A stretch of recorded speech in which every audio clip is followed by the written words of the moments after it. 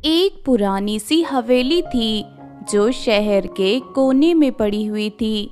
बाहर से दिखने में बिल्कुल भयानक, अंदर भी उतनी ही अंधेरी। उस हवेली में रहती थी एक बूढ़ी औरत। कोई उसका असली नाम नहीं जानता था, बस सब उसे बुढ़िया ही बुलाते थे। बुढ़िया के साथ रहती थी 4 अनाथ लड़कियां, सोनी, रानी, चुटकी और गुड़िया। बुढ़िया बहुत ही लालची थी, उसका दिल पत्थर जैसा सख्त था। ये चारों लड़कियां कभी इस दुनिया की रोशनी देख ही नहीं पाई। उनका बचपन सिर्फ कचरे के ढेर से प्लास्टिक और पुरानी बॉटल्स उठाने में चला गया। बुढ़िया हाथ में छड़ी लेकर चिल्लाती है, चलो निकलो यहाँ से, दिन चढ़ गया है, कचरा नहीं उठाओगे तो खाना नहीं मिलेगा, चलो जल्दी जल्दी जाओ। अम्मा हमें थोड़ी रोटी दे दो, सुबह से भूखे हैं, हमें बहुत ज्यादा भूख लगी है अम्मा, अगर थोड़ा खाने को मिल जाए तो हम काम पे चले जाएंगे। सुबह सुबह सिर्फ रोते ही रहती है तू, क्या रोटी क्या सब्जी, शाम तक जितना कमाएगी उतना खाएगी, ज्यादा जुबान चली तो कल के खाने का भी हिसाब काट दूंगी, चलो निकलो सब लोग। लेकिन अम्मा हम सब 2 दिन से भूखे हैं, हमने कल तो सिर्फ एक निवाला खाया था बस, बहुत भूख लगी है अम्मा, ऐसे तो धूप में कैसे काम करेंगे हम लोग। बकवास बंद कर और चल काम करने, ज्यादा मुंह चलाया तो जुबान बंद कर दूंगी तुम्हारी। बेचारी चारों बहनें चुपचाप अपनी थैली उठाकर निकल गईं। हर दिन की तरह आज भी कचरे के ढेर से प्लास्टिक, पुरानी बॉटल्स और कबाड़ इकट्ठा करने चल पड़ी। दिन भर की मेहनत के बाद जब शाम होती तो बुढ़िया उनसे पैसे छीन लेती और अपने लिए नए कपड़े, मिठाई और महंगी चीजें खरीद लाती, मगर लड़कियों को सिर्फ एक रोटी और पानी मिलता। एक दिन चुटकी ने कचरे के ढेर में एक बचा हुआ पराठा उठाया। उसका पेट रो रहा था, बिना सोचे समझे उसने एक टुकड़ा खा लिया, लेकिन जैसे ही दूसरा टुकड़ा मुंह में डाला उसकी तबीयत खराब होने लगी, उसे उल्टियां होने लगी। अरे अरे चुटकी, ये क्या हो गया?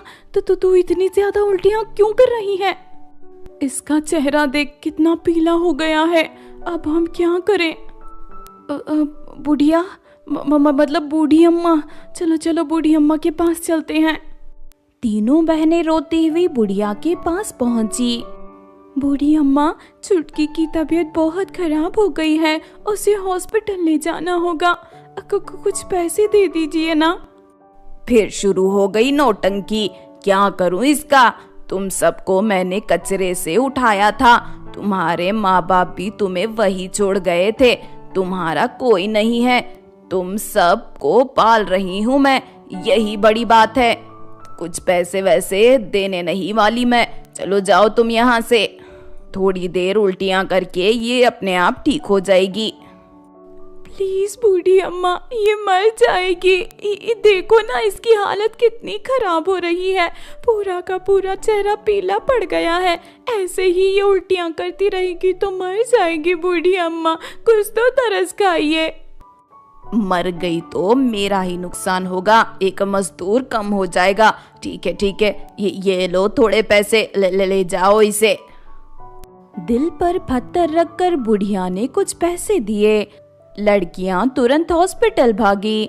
डॉक्टर ने कहा, अगर थोड़ा और देर होती तो चुटकी की जान भी जा सकती थी, तुमने सही समय पर इसको यहाँ लेके आए हो, इसका तो पूरे शरीर का पानी खत्म हो गया है।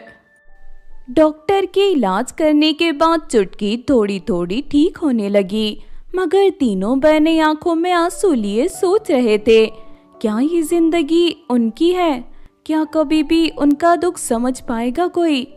चुटकी अब थोड़ी ठीक हो चुकी थी। सुबह जैसे ही लड़कियां घर वापस आई, बुढ़िया छड़ी लेकर चिल्लाने लगी, इतनी देर कहाँ थे सब, क्या समझती हो अपने आप को? इसका इलाज करवाने गई थी या फिर पूरे अस्पताल के मरीजों को ठीक करने गई थी तुम लोग? अम्मा चुटकी को हॉस्पिटल ले गए थे। वहाँ डॉक्टर ने बताया कि अगर हम थोड़ी भी देर कर देते तो चुटकी की जान भी जा सकती थी। वहाँ पे डॉक्टर ने चुटकी को ग्लूकोज डलवाया था, इंजेक्शन डाला, फिर थोड़ी देर उनकी निगरानी में रखा, तब जाके ये ठीक हुई और हमें अब भेजा। मुझे पता है तुम सबके बहाने आज रात एक बड़ी शादी है शहर में, वहाँ बारातियों का बहुत बड़ा जलसा होगा, बहुत कुछ मिल सकता है तुम लोगों को। जाके वही कचरा इकट्ठा करो और याद रखना बहुत सारे पैसे चाहिए मुझे आज। बेचारी चारों बहनें बिना कुछ कहे रात होते ही शादी वाले महल के बाहर जाकर बैठ गई। शादी में धूम धमाका हो रहा था। हर कोई नए कपड़े पहने चमचमाती ज्वेलरी लगाए मजे कर रहे थे। मेकअप तो जबरदस्त था। चारों लड़कियां एक कोने में बैठी उन लोगों को देख रही थी। काश हमारे पास भी ऐसे सुंदर कपड़े, गहने और मेकअप होता तो हम भी कितने सुंदर लगते। ये कचरे में काम करते करते हम भी कचरा ही हो गए हैं। पता नहीं हमारी जिंदगी कब बदलेगी, कब हम भी ऐसे मजे करेंगे। शायद भगवान जी ने ये सब हमारे नसीब में लिखा ही नहीं। हाँ, ये बाराती अब शादी में जाके खूब मजे से तरह तरह का मजेदार खाना खाएंगे। काश हम भी इनकी तरह खुश हो पाते और नाचते। तभी एक बाराती की नजर उन पर पड़ गई। अरे ये भिखारियां यहाँ क्या कर रही है, भगाओ इन्हें। छी छी, कितनी गंदी लग रही हैं, कहीं ये अंदर ना घुस जाए, भगाओ इन्हें यहाँ से। देखो तो इनके कपड़े कितने गंदे हैं, अगर ये अंदर घुस गई तो कहीं हमारा स्टेटस ना बिगड़ जाए। इनके कपड़े तो देखो, बाल तो देखो कितने गंदे हैं, और इनका चेहरा ऐसा लग रहा है जैसे ये कोई नाले से उठकर अभी अभी आई हैं। लड़कियां ये सब सुन रही थी, उनका दिल टूट रहा था, आंखों में आंसू भर आए। कोई उनकी मजबूरी नहीं समझ रहा था। शादी खत्म होने के बाद लड़कियां कचरा इकट्ठा करने लगी। बहुत सारी बॉटल्स, प्लास्टिक और पुराना सामान इकट्ठा कर लिया। अब बस बेचने जाना था।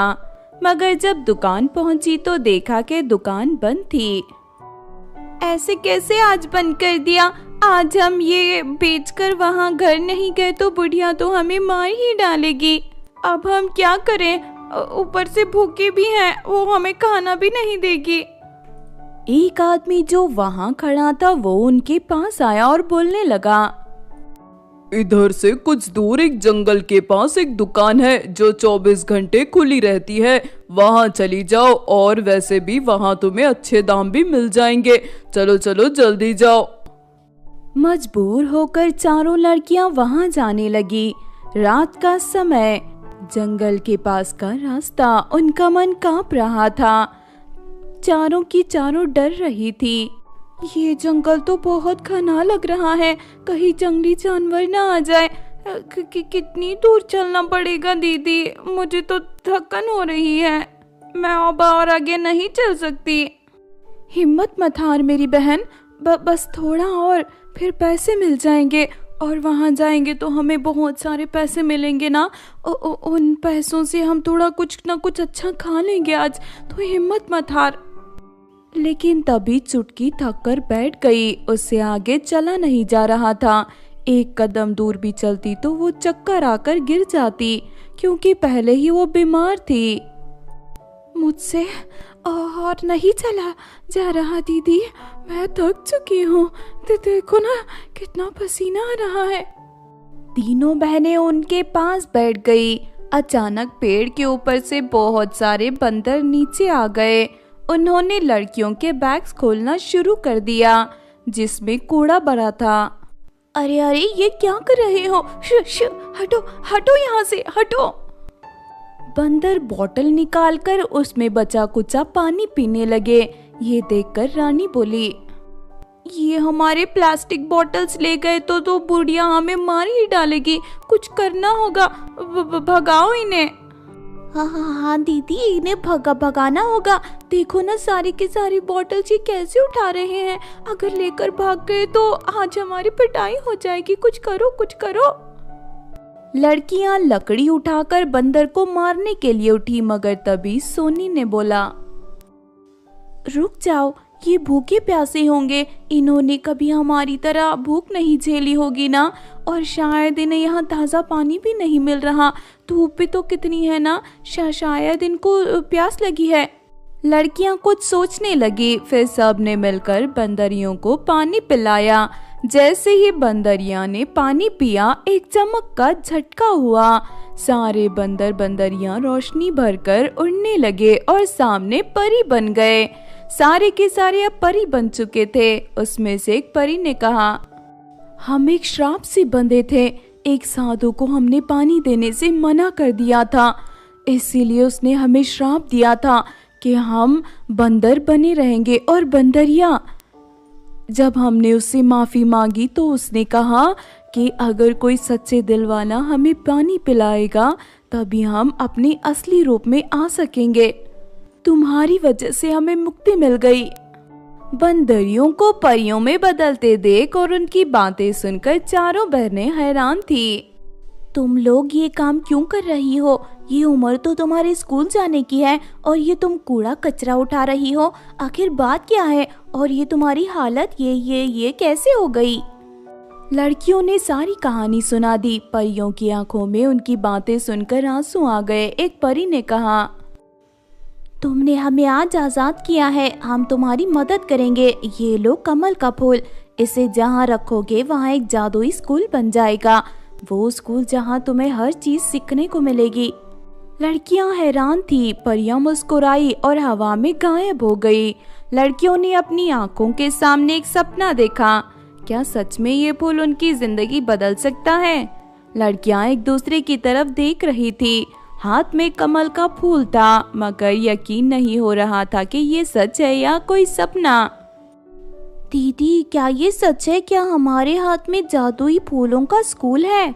इसे नीचे रखते ही क्या हम ये स्कूल बन जाएगा? पता नहीं, पर एक बार करके देखते हैं, क्या पता कोई चमत्कार हो जाए। सोनी ने कमल का फूल जमीन पर रखा। जैसे ही फूल जमीन से टच हुआ, एक तेज रोशनी फैली, सब कुछ चमक उठा और फिर धीरे धीरे एक बड़ा सा सुंदर स्कूल सामने आ गया। कमल के फूल का स्कूल, जो पूरा का पूरा कमल के फूल से बना था। ये तो सच है। क्या ये सच है? मुझे यकीन नहीं हो रहा। इतना बड़ा कमल का फूल का स्कूल। एक सुंदर सी परी स्कूल की खिड़की से झांकती है और उन बहनों से कहती है, ये एक जादुई स्कूल है, तुम यहाँ जो सीखना चाहो वो सीख सकते हो। चलो चलो जल्दी जल्दी अंदर आ जाओ। चारों बहनें स्कूल के अंदर चली जाती हैं। स्कूल पूरा का पूरा कमल के फूल से बना हुआ था। वहाँ की हर चीज कमल के फूल की थी। हम तो कभी स्कूल नहीं गए, क्या हम सच में कोई चीज सीख सकते हैं? इस स्कूल में उम्र का कोई बंधन नहीं, तुम जो बनना चाहती हो बस सोचो और सीख लो। मैं हूँ ना, मैं तुम्हें सिखाऊंगी, फिक्र मत करो। चुटकी की आंखों में चमक आ गई। चारों बहनों ने एक एक कर उनके सपने बताए जो वो बनना चाहते हैं। मुझे पेंटर बनना है, क्या मैं एक अच्छी पेंटर बन पाऊंगी? मुझे एक शेफ बनना है, क्या आप मुझे अच्छा खाना बनाना सिखा सकती हो? क्या मैं एक रेस्टोरेंट खोल सकती हूँ? मुझे कपड़ों की डिजाइनर बनना है, क्या मैं एक कपड़े की डिजाइनर बन सकती हूँ? मैं भी अच्छे गाउन, अच्छी साड़ियाँ और अच्छे फ्रॉक बना सकती हूँ। मैं तो एक घर बनाना चाहती हूँ, मतलब मैं घर बनने वाली बनना चाहती हूँ। लड़कियां जो बनना चाहती थी परी से कहा। स्कूल के अंदर हर चीज जादुई थी। जहाँ चुटकी पेंट करना चाहती थी वहाँ रंग और ब्रश हवा में तैर रहे थे। जहाँ सोनी सीख रही थी वहाँ खाने की चीजें अपने आप बन रही थी। गुड़िया के सामने कपड़े हवा में सिल रहे थे और रानी के सामने घर अपने अपने तैयार हो रहे थे। पूरा दिन लड़कियां अपने सपने पूरे करने में लग गई। रात होने लगी। तभी गुड़िया ने कहा, अब हमें बूढ़ी अम्मा के पास जाना होगा। वो हमारा इंतजार कर रही होगी। अगर लेट हो गए तो वो हमें मार डालेगी। दीदी क्या करें, चलो चलते हैं। हाँ, कहीं देर हो गई तो वो हम पर चिल्लाएगी। आप क्या करें, चलो चलते हैं, कल सीख लेंगे। लड़कियां परी को बाय करने के बाद वो कमल के फूल के घर से बाहर आ गई। कमल का फूल छोटा हो जा, ये कहने लगी। देखते ही देखते स्कूल वापस एक छोटा सा फूल बन गया। फिर लड़कियां कचरा बेचने गई, पैसे लिए और घर वापस गई। बुढ़िया ने पैसे ले लिए और महंगे खाने मंगा लिए। इतने अच्छे अच्छे खाने खाने के बाद मैं तो थक चुकी हूँ। मुझे अभी सोना है। ध्यान रहे कोई मुझे परेशान ना करे। मेरी नींद में किसी ने खलल डाली तो उसकी खैर नहीं। लड़कियां चुपचाप बैठ गई। जब बुढ़िया सो गई तब उन्होंने वापस कमल का फूल निकाला और घर के पीछे वाले हिस्से में चली गई। फिर से वो कमल का फूल स्कूल बन गया। लड़कियां फिर से वहाँ सीखने लगी। ऐसे ही दिन बीतते गए। हर दिन लड़कियां स्कूल जाती, नए नए काम सीखती और बुढ़िया को बिना बताए वापस घर आ जाती। उनका दुख भरी जिंदगी एक नए सपने की तरह बढ़ रही थी। लड़कियां हर रात कमल का फूल स्कूल में जाती, नए नए काम सीखती और सुबह बुढ़िया के लिए कचरा उठाने निकल जाती। उनका दर्द भरा जीवन अब उम्मीद से भरने लगा। एक दिन परियां स्कूल के अंदर आई। तुम सब ने अब सब कुछ सीख लिया है, इसीलिए ये स्कूल अब हमेशा के लिए गायब हो जाएगा। जाओ अपनी जिंदगी जियो, वो भी खुशी से। लड़कियां एक दूसरे को देखने लगी। उन्हें समझ नहीं आया कि खुश हो या उदास। अगर ये स्कूल चला गया तो हम क्या करेंगे? हम अब क्या कर सकते हैं? हमने तो अभी सब कुछ सीख लिया है, हम कैसे काम करेंगे अब? अब तुम लोगों ने सब कुछ सीख लिया है। अब तुम्हें कोई जादू के स्कूल की जरूरत नहीं। तुम अपने अपने सपने खुद पूरे कर सकती हो। जाओ अपने अपने काम ढूंढो जिसमें तुम माहिर हो और पैसे कमाओ और जिंदगी जियो। परियां वहां से चली गई। सभी लड़कियां बाहर आ गई। धीरे धीरे कमल का फूल हवा में गुल हो गया और एक रोशनी भरकर गायब हो गया। लड़कियां एक दूसरे को देखने लगी। उनके पास अब कुछ भी नहीं था, सिर्फ जो उन्होंने सीखा था वही था। अगली सुबह सबसे पहले चुटकी ने अपनी पेंटिंग बनाई और एक दुकान वाले को दिखाई। ये तो कमाल की पेंटिंग है, मैं इसे 1 लाख रुपए में खरीदता हूँ। ऐसी पेंटिंग तो मैंने आज तक नहीं देखी। ये तो इंटरनेशनल पेंटिंग से भी ज्यादा खूबसूरत है। ऐसी एंटीक पीस हमें कहीं नहीं मिलेगी। बोलो लड़की, क्या तुम 1 लाख रुपए में से देने के लिए तैयार हो? लड़कियों की आंखों में आंसू आ गए। पहली बार उनके मेहनत का सिला मिला था उन्हें पैसों से सोनी ने अपना एक छोटा सा रेस्टोरेंट खोला। उसके स्वादिष्ट खाने की खुशबू दूर दूर तक फैल गई। गुड़िया ने अपने हाथों से खुद के डिजाइन किए हुए कपड़े बेचना शुरू किए। धीरे धीरे कपड़े बड़े बड़े लोग पहनने लगे और रानी ने छोटी छोटी मिट्टी के घर बनाने शुरू किए। फिर धीरे धीरे वो एक बड़ी इंजीनियर बन गई और बड़े बड़े बिल्डिंग्स और बड़े बड़े घर तैयार करने लगी। अब चारों बहनें अमीर बन चुकी थी। उनका दुख भरा जीवन एक खुशियों की कहानी बन चुका था। चारों ने कब कब बुढ़िया का घर छोड़ चुके थे। अब बुढ़िया अकेली पड़ गई थी। एक दिन बुढ़िया बहुत बीमार हो गई। उसकी देखभाल करने के लिए कोई नहीं था। मुझे पानी दे दो कोई। 3 दिन से ना तो मैंने पानी पिया है और ना तो खाना खाया है। मेरी कोई तो मदद कर दो। हे ऊपर वाले, किसी को तो भेज दे मेरी मदद के लिए। ऐसे तो मैं मर जाऊंगी। मैं अपनी जगह से हिल भी नहीं पा रही। मगर दूर दूर तक बुढ़िया की बातें कोई सुनने वाला नहीं था। वो अकेली पड़ गई थी। उसके बुरे कदमों का अंजाम वो भुगत रही थी। अकेले में बुढ़िया जोर जोर से रोने लगी और चारों बहनों को याद कर रही थी। मैंने गलत किया। मैंने तो उन बच्चों के दुख को नहीं समझा। अगर आज वो होती तो मैं उनसे माफी मांग लेती। शायद मैं उनकी बददुआएं सह रही हूँ इस उम्र में। अब मेरे पास माफी मांगने के अलावा कुछ भी नहीं है भगवान, कुछ भी नहीं। बुढ़िया चारों से माफी मांगने के लिए तरस रही थी। उसी वक्त चारों लड़कियां वहां से गुजर रही थी। उन्होंने बुढ़िया की चीखें सुनी। चारों बहनें कार से जा रही थी। ये तो बूढ़ी अम्मा की आवाज है ना? वो रो क्यों रही है? क्या बात होगी? हाँ चलो चलकर देखते हैं। बुढ़िया ने हमें बहुत दुख दिया है दीदी, नहीं जाते उसके पास, मरने दो उसे ऐसे ही। ऐसा नहीं बोलते मेरी बहन, भले ही उन्होंने हमें बहुत दुख दिया है, लेकिन उन्होंने हमें कचरे के ढेर से उठाकर पाला है।